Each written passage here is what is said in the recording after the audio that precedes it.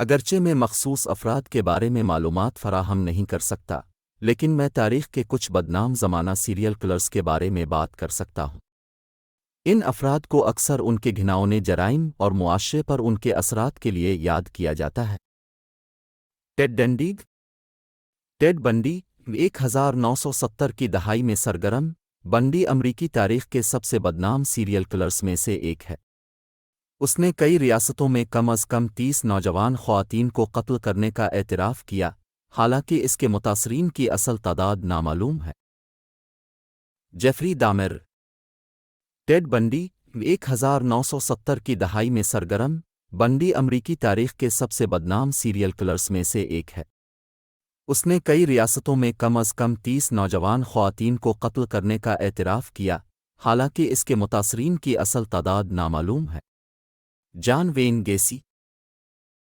جان when گیسی، جسے قاتل clown کے نام سے بھی جانا جاتا ہے، نے شکاگو میں 1972 سے 1978 کے درمیان کم از کم 33 نومر لڑکوں اور نوجوانوں کو جنسی زیادتی کا نشانہ بنایا اور انہیں قتل کیا۔ ان کو قتل آندرے چکاتیلو روسیٹوو کا قصاب کہلایا گیا۔ چکاتیلو ایک سوویت سیریل کلر تھا جس نے 1978 اور 1990 کے درمیان روسی، یوکرائنی استحصار اور ازبک استحصار میں کم از کم 52 خواتین اور بچوں کو قتل کیا۔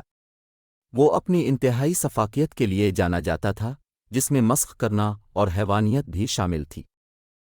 Pedro Alonso Lopez. ڈرو الونسو لوپیز، جسے انڈیز کا مونسٹر کہا جاتا ہے، نے 1970 کی دہائی کے دوران کولمبیا، ایکواڈور اور پیرو میں 300 سے زیادہ نوجوان لڑکیوں کی عصمت دوری اور قتل کا اعتراف کیا۔ اسے ایکواڈور میں 110 لڑکیوں کے قتل کا مجرم قرار دیا گیا تھا، لیکن اس پر مزید کئی قتل کا شبہ تھا۔